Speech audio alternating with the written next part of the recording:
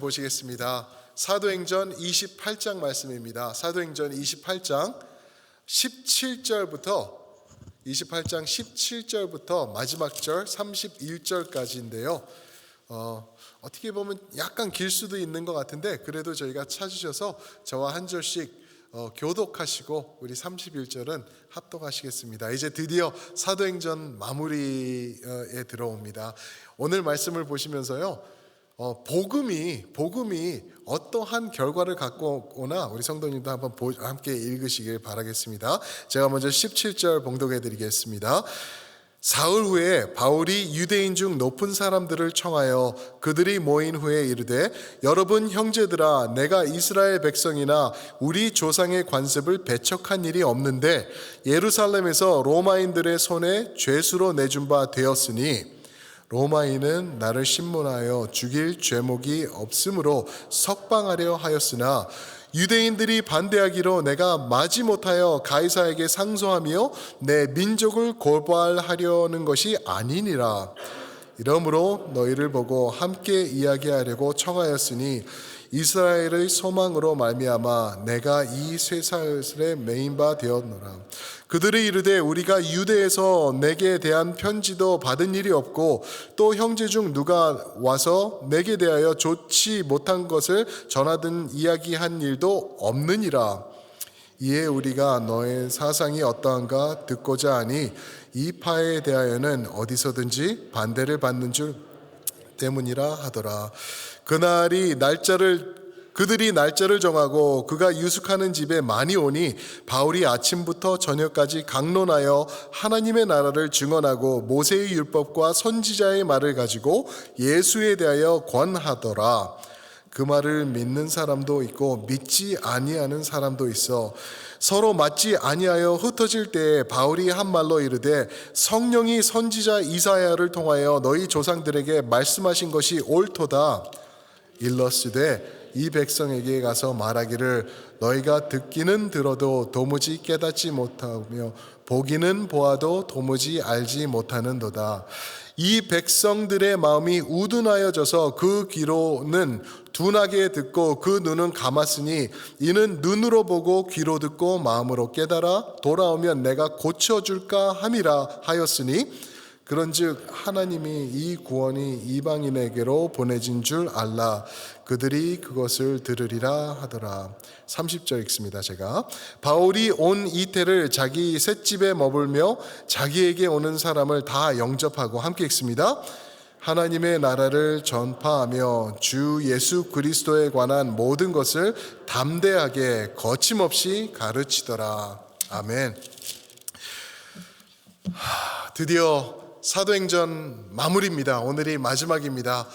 오늘 제목을 복음 선포의 결말이라고 지어봤습니다. 복음 선포의 결말.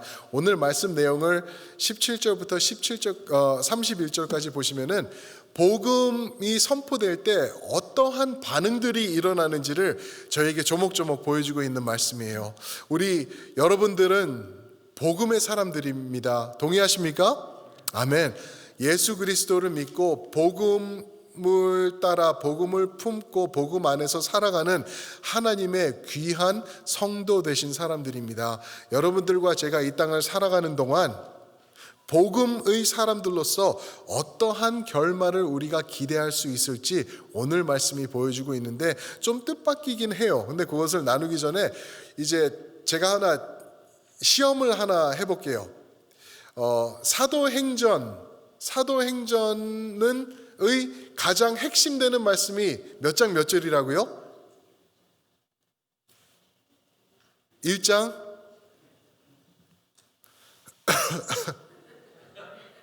8절.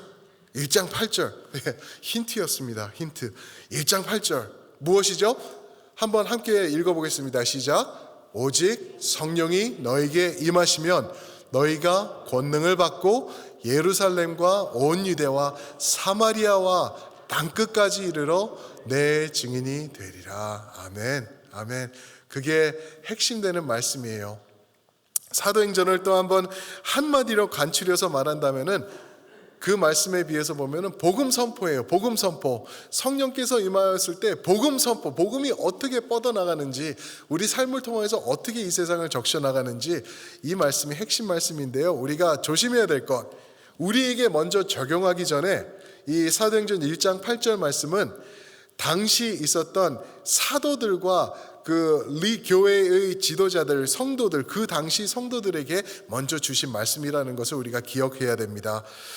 그래서 말씀을 보시면은요, 이제 사도행전 2장에 보시면은 성령께서 강림하시죠. 성령이 임하세요.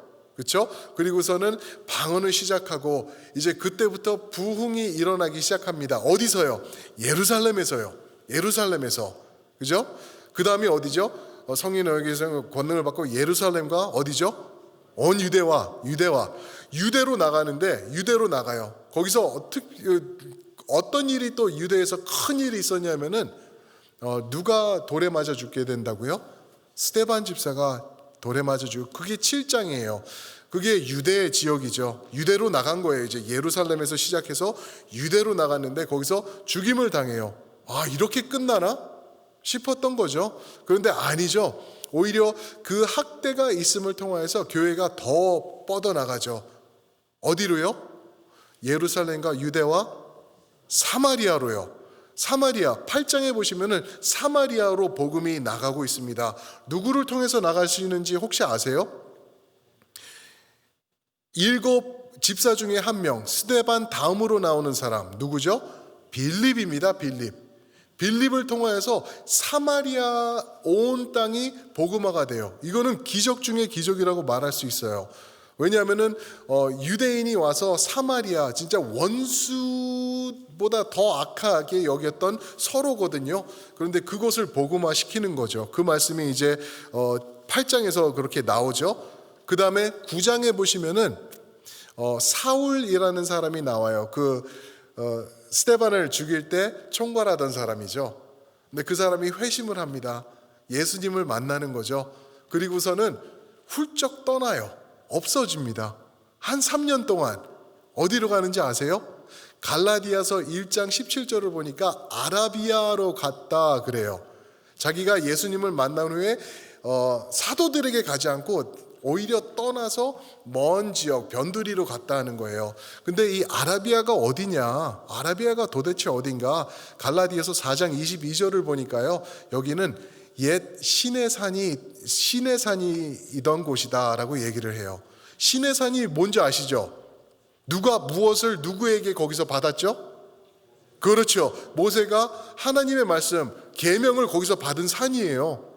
글로 바울이 간 거예요. 그래서 거기서 무엇 하나 했더니 3년 동안 하나님께, 예수님께 직접 훈련을 받아요. 말씀, 자기가 알고 있었던, 가지고 있었던 그 모세 오경과 선지자들과 시편, 이 말씀이 예수 그리스도로 어떻게 다시 연결되는지 직접 3년 동안 거기서 배우고 오는 거예요.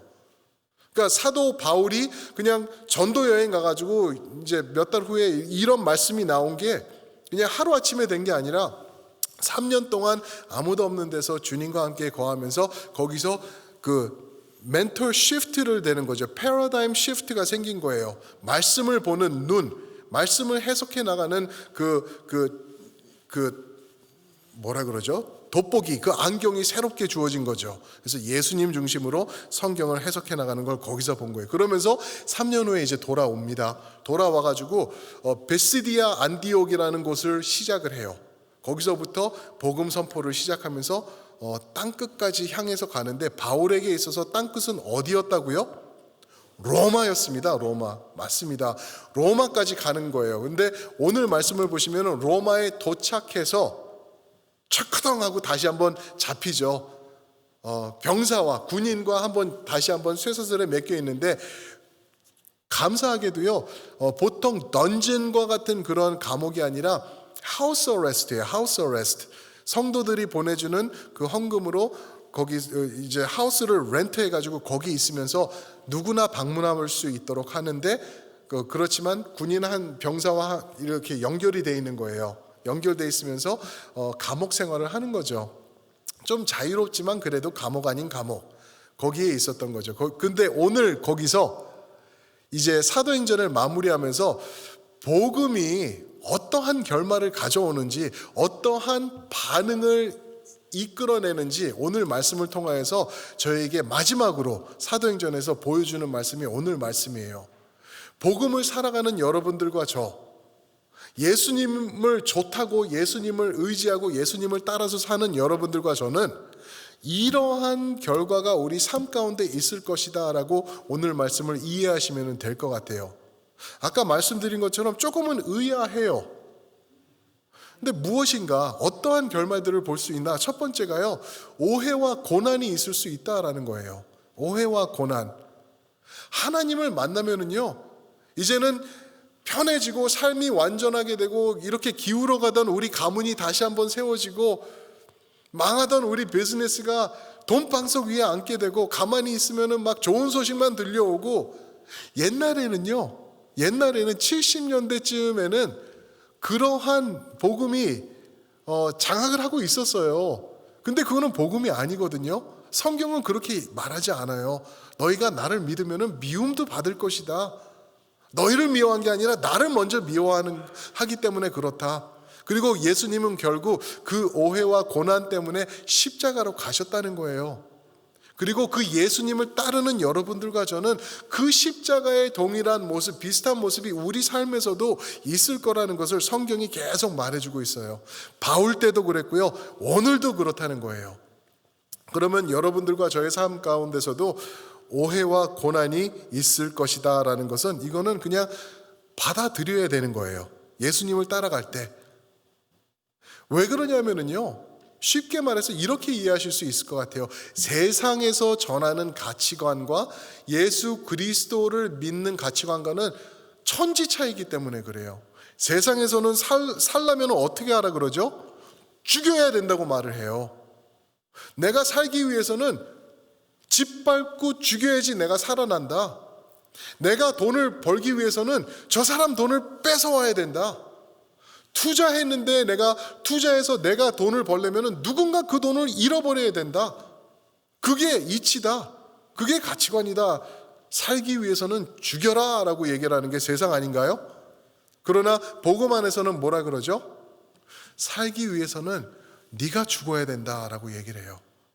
말도 안 되는, 이게 확 바뀌는 그러한 개념이지 않습니까?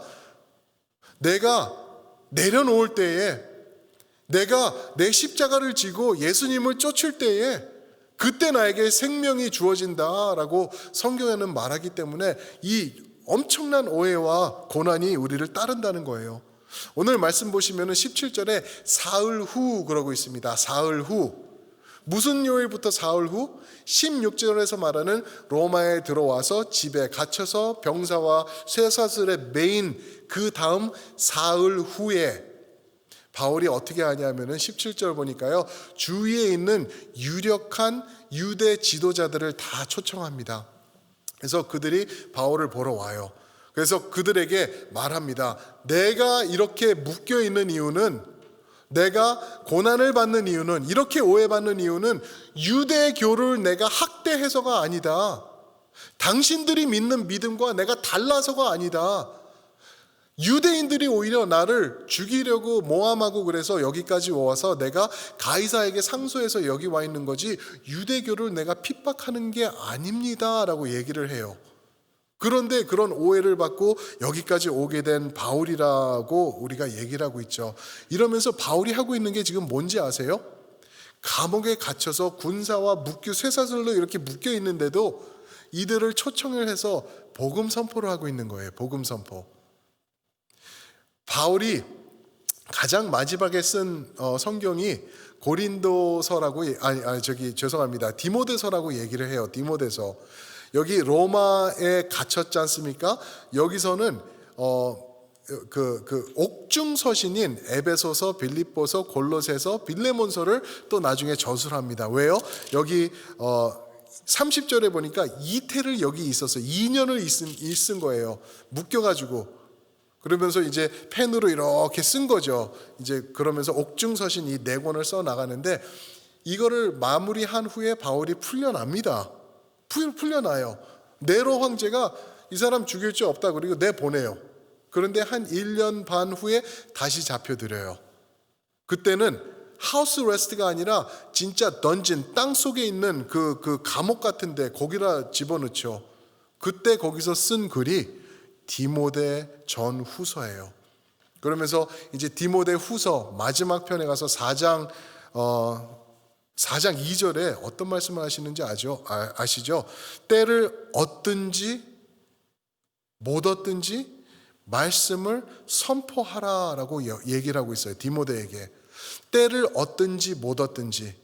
지금 자기는 때를 못 얻은 거예요. 감옥에 있는 거예요. 그런데 이런 상황에서도 말씀 선포를 하라, 복음을 선포하라라고 말하고 있는 바울의 이야기를 보죠. 그러면서 바울이 도대체 어떠한 오해와 고난을 경험했는지 바울이 이제 고린도 후서에는 또 그런 말을 씁니다. 11장 이제 23절부터 보시면은 제가 그냥 간략하게만 읽어 드릴게요. 수고를 넘치도록 하고 옥에 갇히고 매도 수없이 맞고 여러 번 죽을 뻔도 하고 유대인들에게는 40에서 하나 뺀 매를 5번이나 맞았으며 이거 한 번 맞으면 이거로 죽어 나가는 거거든요. 그때 막 죽었던 그런 매를 5번 정도 맞았다는 걸 얘기를 하고 있어요. 25절에서는 3번 태장으로 맞고 1번 돌로 맞고 3번 파선하고 일주야를 바다 깊은 바다에서 지냈으며 여러 번 여행하면서 강의 위험과 강도의 위험과 동족의 위험과 이방의 위험과 시내의 위험과 광야의 위험과 바다의 위험과 거짓 형제 중의 위험을 당하고 수고하고 애쓰며 자지도 못하고 목마르고 여러 번 춥고 헐벗었노라. 바울이 이렇게 고백하고 있는 거예요. 내가 수없이 이렇게 고생했다. 그 이유는 복음을 선포하는데 오해와 고난이 나를 따라오더라라고 바울이 말을 해주고 있는 거예요. 그런데 재밌는 것이요, 오늘 말씀 21절 한번 보실까요? 21절 보시면은 그런 말씀을 하시죠. 그들이 이르되, 이거는 유대인들 그 초청받아서 바울에게 찾아온 유대인들이 말하는 거예요. 그들이 이르되 우리가 유대에서 너에게 대해서 바울 당신에 대한 편지도 받은 일이 없고 또 형제 중 누가 와서 당신에 대해서 좋지 못한 것을 전하든 얘기한 일도 들은 적이 없노라 라고 말하고 있어요. 어떻게 이럴 수가 있을까? 어떻게 아무것도 바울에 대해서 들은 얘기가 없을까? 수년 동안 다니면서 복음을 전하고 교회를 핍박하던 사람이 확 돌아서 가지고 이제는 예수를 선포하고 있는데 이게 소문이 났을 거거든요. 또 이 사람들도 23절 하반절에 보면은 이거에 대해서는 알고 있어요. 예수, 그죠? 예수님에 대한 것을 다 알고 있어요. 22절 하반절에 보면은 사람들이 다 반대하는 거 우리가 듣기는 들었지만 당신에 대해서는 우리가 들은 게 없다라고 얘기를 해요. 어디 가든지 바울은 유대인들에게 막 핍박받고 맞고 막 그랬잖아요. 지금 읽은 것처럼. 그런데 여기서는 못 들었다고 말하는 게 좀 의아하지 않으신가요? 저는 이 해답이 어디 있는지 한번 곰곰이 생각해 봤는데 대충 이렇게 나오더라고요. 바울이 로마에 갈 때 큰 배를 타고 276명의 여행자들과 같이 가고 있는데 어떤 일을 만나죠? 배가 어떻게 되죠? 파손당해요. 그래서 침몰해 버려요. 그래서 남게 된 그 배가 어떤 배였냐면 애굽에서부터 곡물들과 물건들과 돈들을 번 것들을 가지고 로마로 항해하는 배였는데 파손을 당해서 다 버리게 돼요. 곡물들, 돈 번 것, 중요한 것들 뭐 이런 것들 다 빠지는데 남은 거는 사람들 276명만 살아남게 되죠. 이 말씀을 왜 드리냐면요, 제 생각에는 분명히 그 배에 바울을 모함하는 문서로 쓴 편지들도 같이 있었을 것이다라는 거죠. 이 배에 바울이 타서 아마 이 편지를 볼 때는 그 사람도 거기 도착할 텐데 그 사람에 대한 글입니다 하면서 이 사람은 이단이고 잘못됐고 우리의 유대교를 모함하는 사람이고 우리의 법을 없이 하는 사람, 다 쓴 그 스크롤 둥글 이렇게 두루마리 같은 거죠. 그런 거를 말했던 걸 이렇게 갖고 갔었을 것 같아요. 당연하죠. 바울을 고소해서 보내는데 결국 거기에 가는데 자기네들 문서를 모함하는 문서를 같이 보냈을 것 같은데 어떻게 됐을까요? 이 문서가요. 배가 침몰할 때 물에 다 빠져서 없어졌을 것 같은 거예요. 사람만 겨우 살아남았거든요. 이거를 물론 이게 확인된 건 아니에요. 제가 말씀을 보면서 그냥 이게 어떻게 이 사람들이 아무 말을 들은 것이 없을까 생각했더니 그랬을 수도 있겠다 하는 생각이 들면서 우리 성도님들에게 드리고 싶은 말씀은 이겁니다.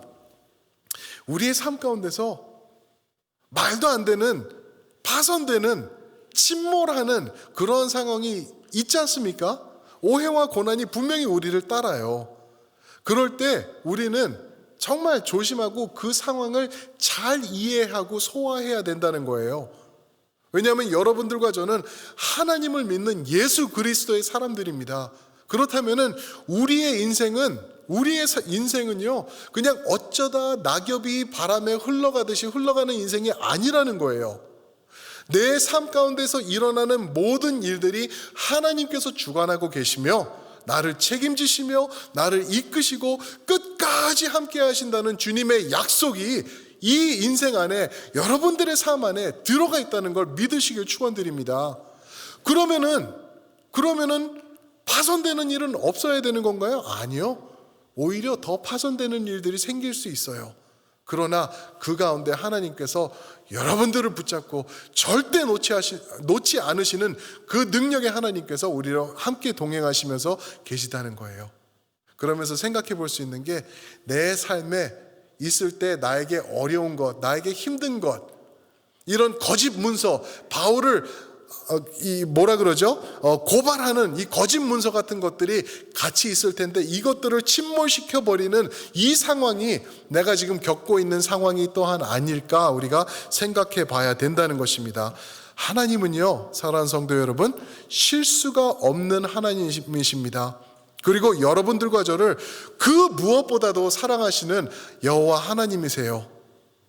그런데 우리에게 힘든 파손과 같은 일을 허락하실 때는 분명히 우리가 깨닫지 못하고 보지 못하는 이유가 숨어 있을 것이라는 것 믿으시길 축원드립니다.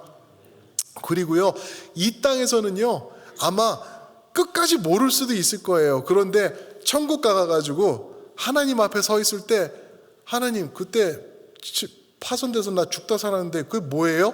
했을 때 하나님이, 야, 이런 것들 때문에 내가 너 살리려고 그런 거 아니냐 하면서 쫙 보여주실 때는, 아유 하나님 그때 내가 하나님 욕했는데 정말 죄송해요, 이렇게 될 것 같아요. 그래서 우리가 어떤 힘든 역경의 상황이 오든지 오해와 고난이 우리를 따르든지 하나님을 신뢰하면서 실수 없으신 능력의 하나님만 바라보면서, 주여 이 순간도 주님을 의지합니다, 나를 인도하소서, 그렇게 나가시는 우리 성도님들 되시길 축복합니다. 아멘. 또 복음이 결말이 어떻게 나냐 하면은요, 믿음과 거부로 나타나고 있어요. Faith and denial. 복음이 선포되니까 바울이 이 사람들에게, 이 유대인들에게 복음을 전하니까 어떻게 되는지 보시죠. 24절 말씀입니다. 제가 한번 읽을게요. 그 말을 믿는 사람도 있고 믿지 아니하는 사람도 있어. 이게 복음이 선포될 때 두 번째로 나타나는 모습입니다. 여러분들과 저는 복음의 사람들로서요, 우리가 거니는 곳, 다니는 곳, 내가 사는 곳, 내가 일하는 곳, 내가 어울리는 곳, 사람들과 마주치는 곳, 여기서 복음이 여러분들의 삶을 통하여서, 여러분들의 행동과 여러분들의 언어와 입술을 통하여서 전파되고 있는 걸 아시죠? 아시죠? 그렇죠. 그런데 가끔씩 욱해가지고 이상한 말이 전파될 때도 있고, 잘못해가지고 이상한 행동이 전파될 때도 있는 거예요. 조심해야 되는 거죠. 그런데 여러분들과 제가 복음을 그렇게 선포하며 드러내며 살아가고 있을 때 사람들은요, 우리를 보고 예수님을 믿게 될 거라는 거예요. 24절처럼 믿는 사람도 있는데 반면에 어떤 사람도 있다고요? 안 믿는 사람도 있다. 복음이 선포되잖아요. 복음이 선포되면은요, 오해도 많아요. 고난도 따라요. 그리고 믿는 일도 있지만 안 믿는 일도 분명히 자리 잡을 것이다 라고 얘기를 해주고 있는 거예요. 그런데 여기서 이 사람들이 안 믿는 이유를 27절에서 설명을 해주고 있는데 이게 좀 헷갈리실 거예요. 그래서 제가 요거를 좀 설명을 해드려야 되는데, 우선 26절부터 제가 한번 26절과 27절을 읽어드릴게요. 일러스되 이 백성에게 가서 말하기를 너희가 듣기는 들어도 도무지 깨닫지 못하며 보기는 보아도 도무지 알지 못하는도다. 이 백성들의 마음이 우둔하여져서 그 귀로는 둔하게 듣고 그 눈은 감았으니 이는 눈으로 보고 귀로 듣고 마음으로 깨달아 돌아오면 내가 고쳐줄까 함이라 하였으니. 이해가 되시나요? 이게 하나님의 말씀이에요. 하나님의 말씀이 하시는 말씀이 뭐냐면은 그 사람들이 안 믿는데 이 사람들이 믿을까 해서 내가 그들의 눈을 감게 하며 귀를 막으면서 마음을 굳게 해가지고 믿지 못하게 할 것이다 라고 하나님이 말씀하시는 거예요. 이 말씀이 어디서 나오냐 하면은 예수님이 씨 뿌리는 비유에서 나와요. 그러면서 말씀이 뿌려지는데 이거를 받아도 받지 못하게 할 것이니, 마태복음에서는 이게 마태, 마가, 누가복음에서 계속 나오거든요. 마태복음에서는 내가 비유로 말할 것이다. 그래서 이 진리, 이 복음을 알아듣지 못하게 할 것이니라고 예수님이 말씀하세요. 헐? 어떻게 그런 말씀을 하시지? 다 예수님 믿어야 되는 거 아닌가? 왜 예수님이 그들 귀를 막고 눈을 막고 마음을 굳게 해가지고 돌아오지 못하게 하실까? 이 말씀이 어디서 나오냐 하면은요, 오리지널리 이사야서 6장 10절에서 나오는데 그 본문을 한번 읽어보면은 조금 더 이해가 도움이 될 거예요. 제가 한번 읽어드릴게요. 이 백성의 마음을 둔하게 하며 그들의 귀가 막히고 그들의 눈이 감기게 하라. 염려하건대 그들이 눈으로 보고 귀로 듣고 마음으로 깨달아 다시 돌아와 고침을 받을까 하노라 하시기로. 이해가 되세요? 성경에 저런 말씀이 있다는 게 이해가 되시냐고요? 저게 무슨 말씀인지 제가 설명을 간단하게 드릴게요. 무슨 말씀이냐 하면은요, 사람들이 복음이 선포될 때 믿는 사람들도 있어요. 여러분들이시죠. 아멘, 죄인입니다, 예수님의 십자가밖에 없습니다 라고 하는 사람들이 있는 반면에 그런 게 있어 하고 거부하는 사람들이 있다라는 거예요. 그렇게 거부하는 사람들은 하나님께서 그들의 귀와 눈을 막으신다는 거예요. 왠지 아세요? 고린도전서 1장 18절에 보니까 복음은 하나님의 능력이라고 말씀하시는 거예요. 하나님의 능력. 하나님의 그냥 연약한 이게 아니라 하나님의 능력인데, 이 복음이 선포되면은요, 사람들이 어떻게 되는지 아세요? 그 능력 앞에 내가 원하든 원치 않든 내가 수긍하고 받아들이게 된다는 거죠. 하나님의 원치 않는 게 그거예요. 이 사람들은 마음이 괴팍해가지고, 뭐라 그러죠? 앙팍하다 그러나? 자주가 팍해가지고 복음을 드리기 싫은 거예요. 믿기가 싫은 거예요. 그래가지고 이 사람들이 싫어요, 보기 싫어요. 그러고 하나님을 거부하고 있는데, 자기도 모르게 복음이 하나님의 능력이기 때문에 이게 선포되면 이 사람들이 주님 믿습니다 라고 자기의 의지와 상관없이 믿게 될 수 있다라는 거죠. 그래서 하나님께서 거부하는 사람들은 내가 그들의 눈을 가리고 귀를 가리고 마음을 강하게 해서 이 복음 앞에 올바로 반응하지 못하게 할 것이다 라고 말씀하시는 거예요. 이해가 되시나요? 하나님 앞에 나오면은요 100% 믿게 돼요. 그런데 하나님의 원치 않으시는 게 무엇이냐면은 자기가 갖고 있는 의지와 상관없이 억지로 하나님을 믿는 거 하나님이 원치 않으시는 거예요. 어느 정도까지요? 우리에게 그렇게 요구하시는 사랑처럼 무조건적으로 우리를 로봇으로 만들어서 하나님을 사랑하기로 만들어 버릴 수도 있지만 그게 아니시거든요. 네가 추세해라. 나를 사랑한다면은 이렇게 해라. 예수님을 믿는다면 복음의 사람으로 이렇게 살아라 라고 우리에게 말씀하시듯 동일하게 마음이 강한 사람들도 그렇게 임하신다는 거예요. 그래서 제가 권면드리고 싶은 말씀은 이겁니다. 오늘 만약에 하나님을 거절하시는 분이 계시다고 하면은 빨리 돌이키셔야 돼요. 왜 그러냐면 그 거절이 한 번, 두 번, 세 번 반복되다가는 하나님께서 어느 순간에 가서 믿지 못하게 만들어 버리실 거라는 거죠. 근데 이것보다 더 중요한 거는요, 오늘날 우리 교회 안에 복음을 거절하는 사람은 아니지만 복음 앞에 이것도 아니고 저것도 아닌 사람이 있을 수 있다라는 거예요. 더 위험한 거예요. 이거는 사탄이 원하는 거예요. 왜 그러냐면은 당신 복음 들었잖아, 복음 버리지 마, 누가 복음 믿지 말래? 그게 아니야. 복음 믿어. 그런데 그렇게 열심 내지 마, 그렇게까지 오버하지 마라고 말하는 사탄의 거짓이 있다는 거예요. 차든지 뜨겁든지가 아니라 그냥 교회 나와서 앉아있고 나 예배 참석하고 여기 하나님 앞에 일부를 던져드리고 그러니까 나는 성도다 착각하는 사람이 있을 수 있다는 거예요. 복음과는 무관한데 그 사람들은 하나님께서 돌이키지 못하게 하실 그 일이 있다라는 것이죠. 오늘 이 자리에 계시는 성도님들, 그리고 온라인으로 예배 드리시는 성도님들 중에서도요, 이것도 아니고 저것도 아닌 신앙생활 하시는 분 혹시 계시나요? 예수님 앞에 빨리 회개하시고 돌아오시기를 주님의 이름으로 축원드립니다. 그거 없이는요 복음과 무관한 세상 사람들과 동일한 그런 사람으로 살다가 나중에 큰일 날 것이기 때문에 그렇습니다. 이게 복음의 진리의 말씀입니다. 복음이 선포될 때는 믿음과 거부가 함께 일어날 것이다 라는 것을 말씀해 주고 있는 것입니다. 그런가 하면은요, 마지막에 또 하나의 어떠한 반응이 복음이 선포될 때 일어나냐면은 자유와 생명이 자리 잡아갈 것이다 라고 말하고 있습니다. 복음 선포의 결말은 자유와 생명이다. 자유와 생명이다. 바울이 말하고 있어요. 그런데 여기서 좀 우스꽝스럽기도 하죠. 무슨 자유는 자유, 생명은 무슨 자유?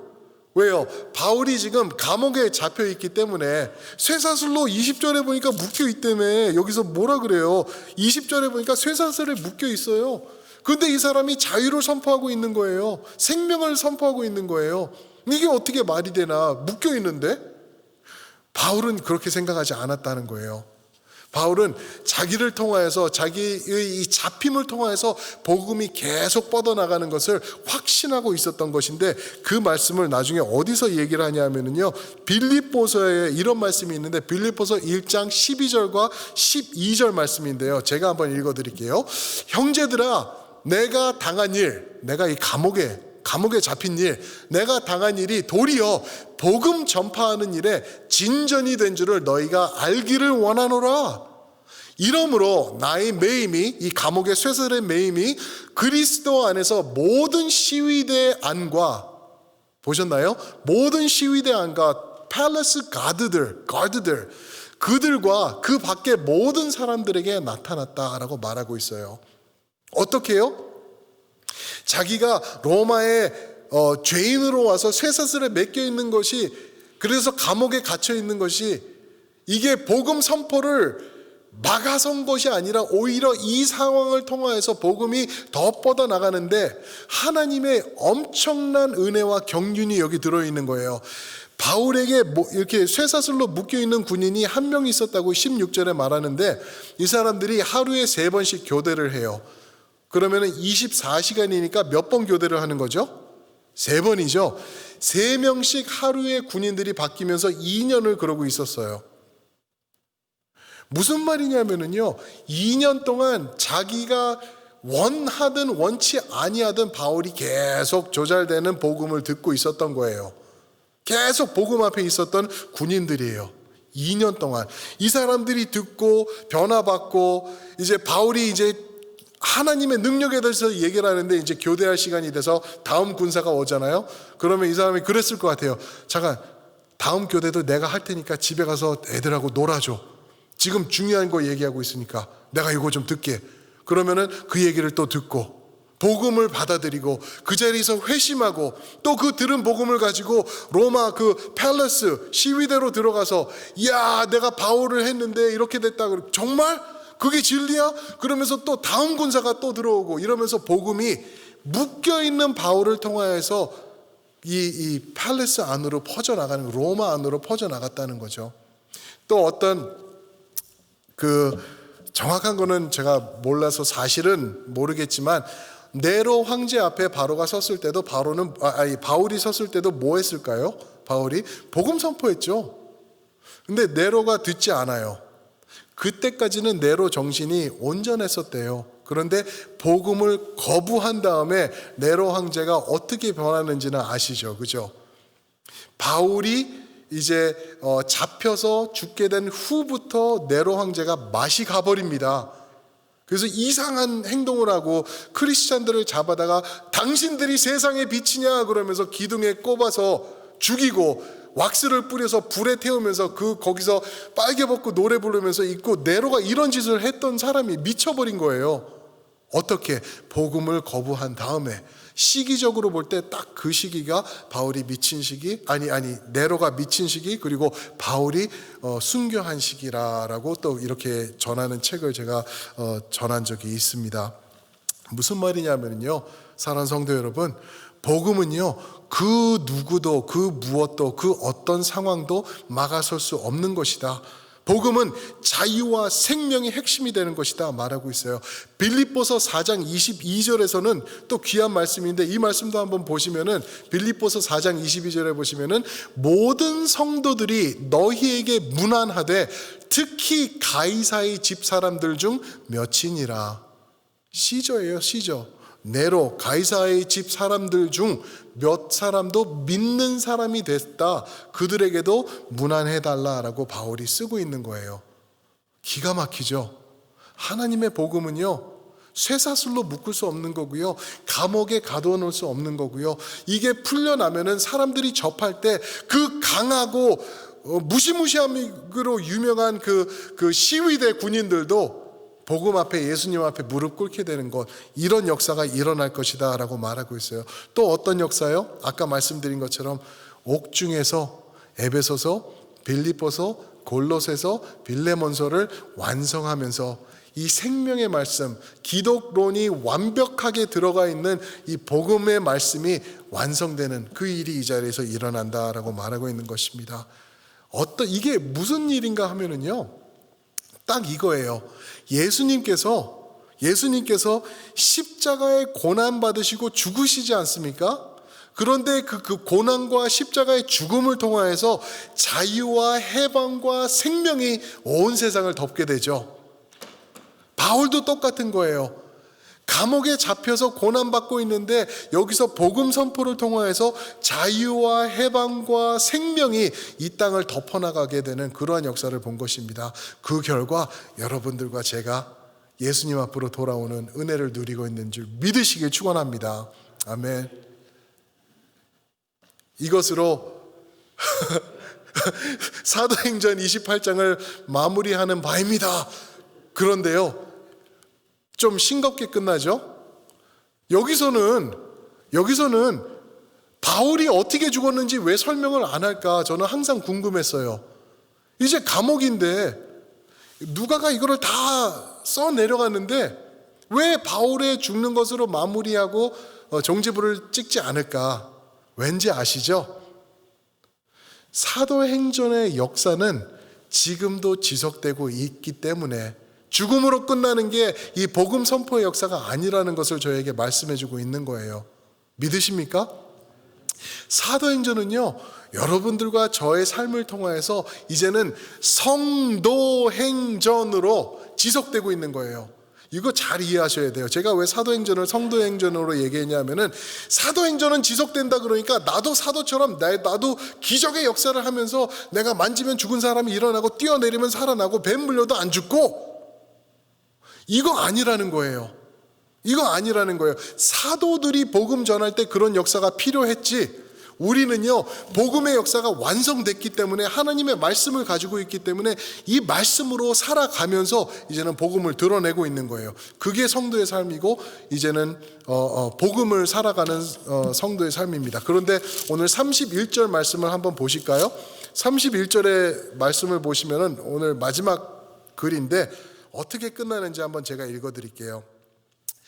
하나님의 나라를 전파하며 주 예수 그리스도에 관한 모든 것을 담대하게 거침없이 가르치더라. 바울은 가르치더라. 우리가 할 것은 여기서는요, 하나님의 나라를 담대하게 거침없이 살아나가는 게 우리에게 주어진 은혜입니다. 우리에게 주어진 과제인 것이에요. 그렇게 사시는 여러분들과 제가 될 때 여러분들과 저를 통하여서 아무것도 아닌 것처럼 보이는 나, 그냥 종업원으로 일하는 나, 그냥 작은 가게 비즈니스 하는 나, 아무 힘 없고 능력 없고 사람들 코로나 때라서 더 만날 수 없어서 복음 선포 더 못하는 이 세상을 살아가는 나지만, 내가 담대하게 거침없이 복음의 사람으로 살아나갈 때 하나님께서 역사하신다 믿으시기를 주님의 이름으로 축원드립니다. 그게 성도 행전이 될 것입니다. 기도하시겠습니다.